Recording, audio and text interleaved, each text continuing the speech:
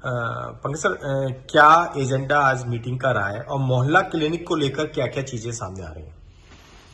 देखिए, मोहल्ला क्लिनिक के लिए मैंने आज मीटिंग ली है। मोहल्ला क्लिनिक के लिए जो मेरे पास जानकारियां हैं वो मेरी व्यक्तिगत जानकारी हैं। मैंने आज स्पेशल सेक्रेटरी हेल्थ को और उनकी सब टीम को बड़ा स्पेशली इंस्ट्रक्शन दिया है कि मुझे बताया जाए कितने मोहल्ला क्लिनिक रेंट पे चल रहे हैं, कितनी दिल्ली की प्रॉपर्टीज के ऊपर चल रहे हैं, चाहे फ्लड पे हो, और कितने टीन शेड चल रहे हैं और कितने वर्किंग में हैं।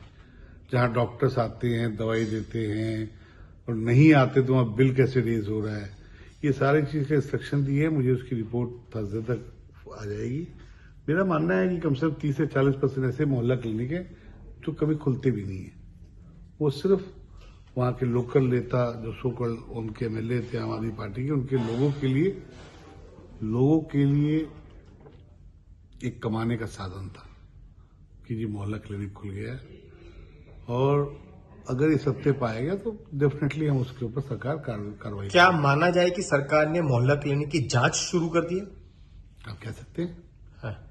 कह सकते हैं, क्योंकि मोहल्ला क्लिनिक के भी जो कमियां हैं उस कमियों को देखते हुए, उस कमियां क्या, उस खामियों को देखते हुए, उस लोगों को के जो विश्वास को धोखा देने वाले मोहल्ला क्लिनिक के बहाने आम आदमी पार्टी का, हम उसकी जांच भी करेंगे और जांच में कुछ सत्य पाया जाएगा तो उस पर कार्रवाई भी करेंगे। अच्छा, इनका नाम फिर जो बच्चे सही पाए जाएंगे उनका नाम बदला जाएगा या फिर जो जांच में गलत पाए जाएंगे या जो आप उनका देखिए, नाम तो सब बदला ही जाएगा। नाम इसलिए बदला जाएगा क्योंकि जो गवर्नमेंट की प्रॉपर्टी में बना होगा तो उसमें हम अपने रेवेन्यू को जनरेट करेंगे, उसमें पैसा लगाएंगे, आयुर्वेदिक के रूप में बनाएंगे, डे केयरिंग बनाएंगे और दिल्ली की जनता को जितनी अच्छी सुविधा दे सके उसके ऊपर पूरा प्रयास रहेगा और 100 दिन के अंदर दिल्ली आपको बदलती हुई दिखेगी। अच्छा, एक वायु प्रदूषण को लेकर बहुत चुनावों के अंदर चर्चा हुई और ये चुनाव नहीं, हमेशा दिल्ली को लेकर चर्चा होती है। उसको लेकर आपका क्या प्लान होगा? किस तरीके से दिल्ली के लोग शुद्ध वायु का, जिसका जिक्र चुनाव में हो रहा था, वो ले पाएंगे? दिल्ली की जनता को शुद्ध पानी पीने का, शुद्ध वायु लेने का पूरा अधिकार है, जिसको पिछली सरकार ने कभी सोचा नहीं। शुद्ध पानी, साफ रोड, यमुना की सफाई, शुद्ध वातावरण उनका अधिकार है।